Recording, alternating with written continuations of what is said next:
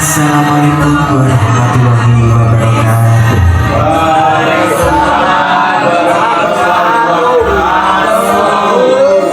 Minangka pranatacara kula badhe ngaturaken tuntutan adicara presidhèn inggih punika. Tuntutan adicara inggih punika pambuka. Dungo prosesi kedasitan Ida Jenah Bidu munggah tangga tebu mlebet kurungan lebar ubi-ubi adus kembang saha kita miwiti adicara kedasitan menika kanthi maca Bismillahirrahmanirrahim. Mugi adicara menika saged lumampahan lancar pinaringan rahayu sarta pinaringan berkah dening Gusti Allah Subhanahu wa taala. Adicara salajengipun inggih menika donga minangka panuwunan kita sedaya dumateng Gusti Allah. Mugi putra ingkang nindakaken kedasitan menika tansah pinaringan sehat, panjang yuswa lan dados anak ingkang saleh. Amin. Donga badhe dipun pimpin dening Bapak Azam kepada panjenengan wekdal saha papan kula aturaken semangat.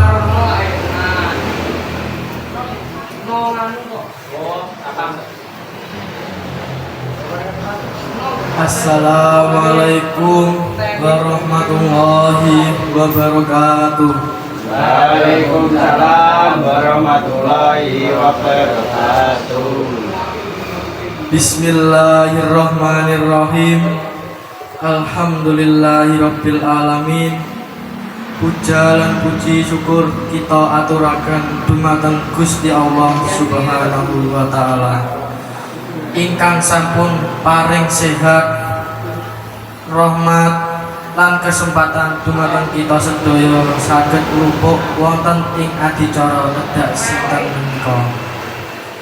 Sholawat saha salam mugi tansah katur dumateng junjungan kita Nabi Muhammad sallallahu alaihi wasallam. Ya Allah, ing wekdal menika kula lan kita sedaya nyuwun pangestu saha donga dumateng paduka. Mugi putra Surya ingkang saweg nindakaken tedhak sinten menika tansah pinaringan sehat, umur dawa lan kawilujengan. Mugi dados anak ingkang soleh, bakti dumateng tiyang sepuh, ngajeni dumateng sesami serta migunani tumrap keluarga bangsa saha agama. Mugi saben lampah gesangipun tansah keparingan pepadang iman lan takwa ingkang kiyat saha rejeki ingkang halal lan barokah. Sedaya donga lan panyuwunan menika paduka mugi ijabahi. Amin ya rabbal alamin. Wassalamualaikum warahmatullahi wabarakatuh. Waalaikumsalam warahmatullahi wabarakatuh. Matur mugi donga ingkang katur dipun jabahi dening Gusti Allah Subhanahu wa taala. Amin.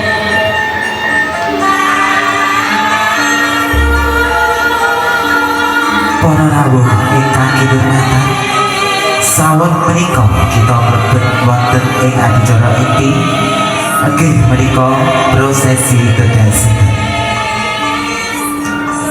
Kedasitan minangka pralambang bilih putra sampun miwiti gabah bumi lan gesang. Kanthi pangja mugi tansah pinaringan pitulungan kawicaksanaan saha rezeki ingkang lancar. Amin. Prosesi badhe dipun dampingi dening sesepuh keluarga. Sumangga kelancaran.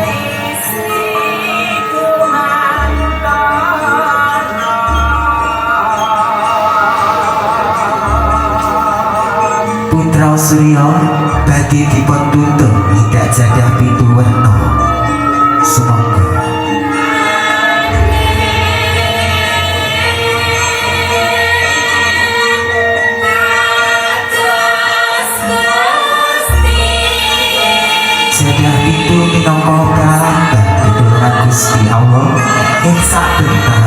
gesang lan supados saged ngliwati maneka werna pacoban.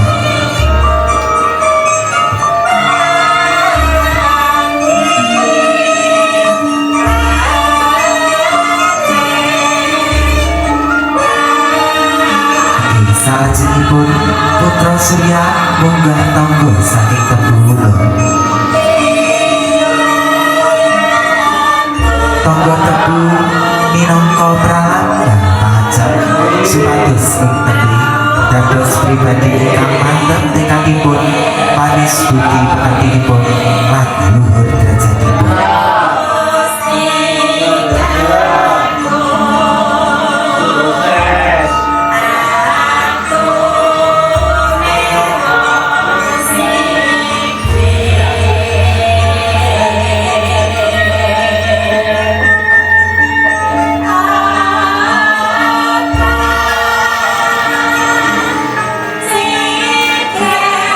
Putra Surya lajeng mlebet kurungan ingkang isine manika werna barang. Menika pralambang bilih saben manungsa gadhah pilihan gesang lan bakat ingkang banten-banten.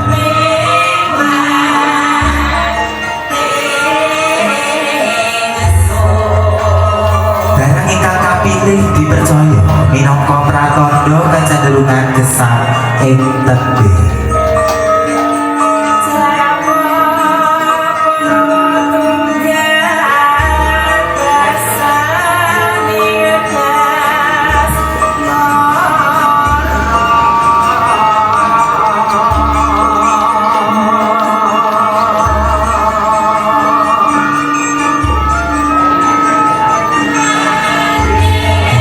Salajengipun lajengaken kanthi nyebar undi-undi awujud beras kuning kembang lan duwin rejen minangka pralambang panjab supados putra tansah pinaringan rejeki lan saged migunani tumrap sesami.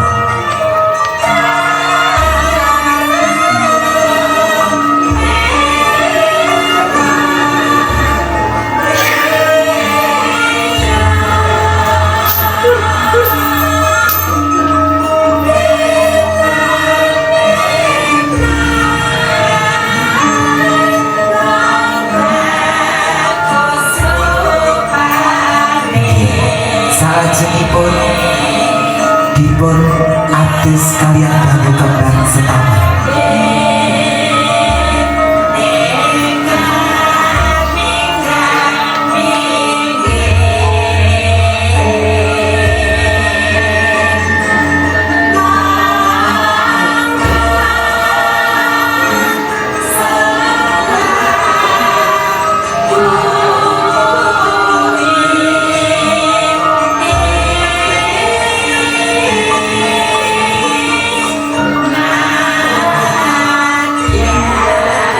Kembang minangka pralambang berjadi mugi tansah resik lahir lan batin.